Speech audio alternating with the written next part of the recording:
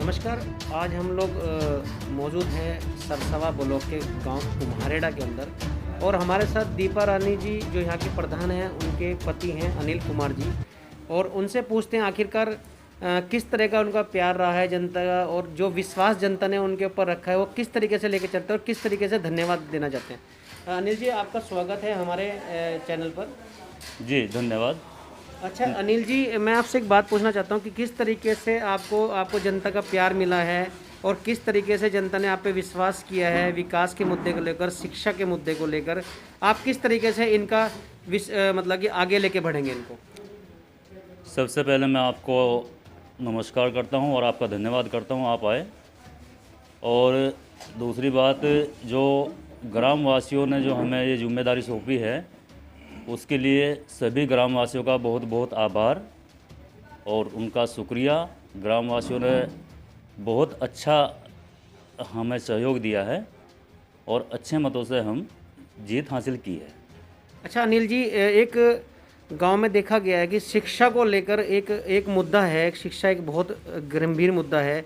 आप किस तरह से प्रेरित करेंगे गांव की जनता को, गांव के बच्चों को कि आप आगे बढ़िए, क्योंकि आप खुद एक वकील हैं, आप लोग आगे बढ़े हुए हैं, तो आप किस तरीके से प्रेरित करेंगे उनको। देखिए, शिक्षा के मामले में हमारा गांव बहुत पिछड़ा हुआ है। शुरू से ही हमारे गांव में लड़कियों के स्कूल का अभाव रहा है। आज से पहले जो हमारी बड़ी, जैसे हमारी बुआ थी, वो दूसरे गांव के स्कूल में जाती थी, बड़ी बहनें दूसरे स्कूल में गांव के स्कूलों में पढ़ी हैं, और आज हमारी लड़कियां भी दूसरे गांव के स्कूलों में जा रही हैं। मैं प्रायोरिटी पर रखता हूं कि हमारे गांव में लड़कियों का स्कूल हो।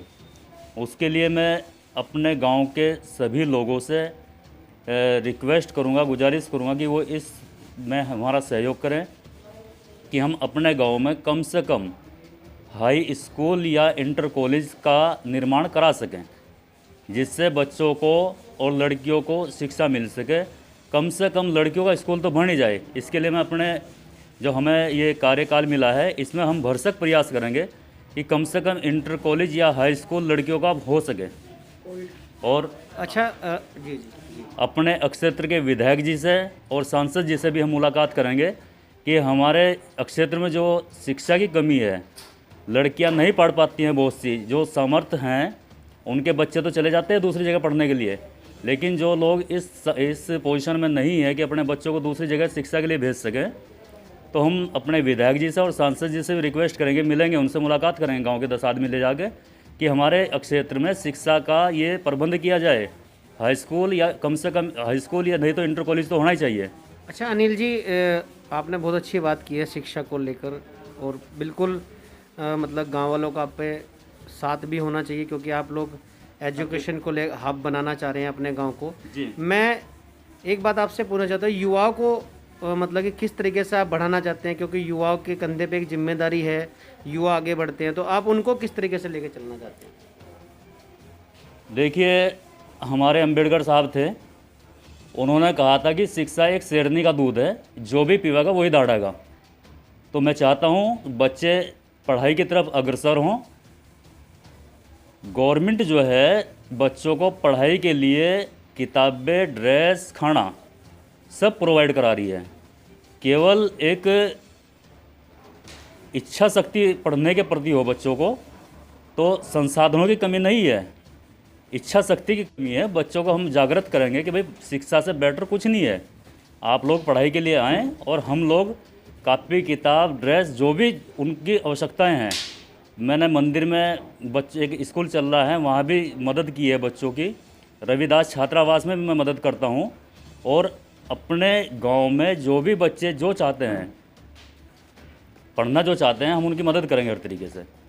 और मैं नशे के बिल्कुल विरोध में हूँ, आर्य समाजी विचारधारा का हूँ, और चाहता हूँ कि भाई नशा, गांव में जो बच्चे नशा करते हैं उनको भी और उसके प्रति जागरूक किया जाए कि भाई इसको छोड़ कर आप अपने काम की तरफ ध्यान दें, पढ़ाई लिखाई की तरफ ध्यान दें।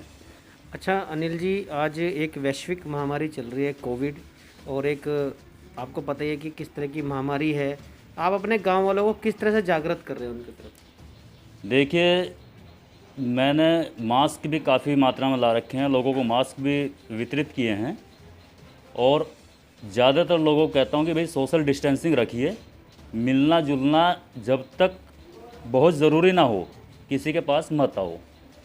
दूसरी बात यह है हैंड सैनिटाइज़र है उसका इस्तेमाल करें, और अपने आप भी बचें दूसरों को भी बचाएं। गांव में साफ़ सफाई हमने कराई है, नालियाँ साफ़ कराई हैं, चूना डलवाया है और सैनिटाइज की कार्रवाई चल रही है। तो अच्छा अनिल जी, देखने में ये आता है कभी कभी काफ़ी हम लोग भी गांव में जाते हैं, बार बार घूमते हैं और मतलब एक भीड़ सी इकट्ठा हो जाती है, आपके बार बार कहने की वजह से भी मतलब ये लोग नहीं मान पाते हैं। तो क्या आप उनको प्रेरित कर रहे हैं, घर घर जाकर उनको समझा रहे हैं कि भाई ये एक ऐसी बीमारी है जिससे हमें बचना है, क्योंकि अगर हम बचेंगे तो हम आगे बढ़ जाएंगे, क्योंकि इस बीमारी से लड़ने का एक साधन है कि दृढ़ इच्छा शक्ति। तो आप किस तरीके से मतलब कि पब्लिक को मतलब जागरूक कर रहे हैं, उनको समझा रहे हैं घर घर जाकर कि आप इसको मतलब कि ऐसे इस तरीके से करिए? देखिए, हमने अपने गांव के प्राइमरी स्कूल में लगभग 5 दिन पहले अपनी जो आशाएं बहनें हैं और अपने पंचायत सेक्रेटरी लेखपाल जी और जो भी आंगनबाड़ी कार्यकर्ताएं थी, इन लोगों की एक मीटिंग कराई थी प्राइमरी स्कूल में, और वहीं पे इन लोगों से भी कहा था कि भाई आप भी गांव की जनता को समझाओ, जो भी कोविड के दिशा निर्देश हैं WHO की तरफ से और अपनी सरकार की तरफ से, उनका बिल्कुल अक्षरतः पालन किया जाए।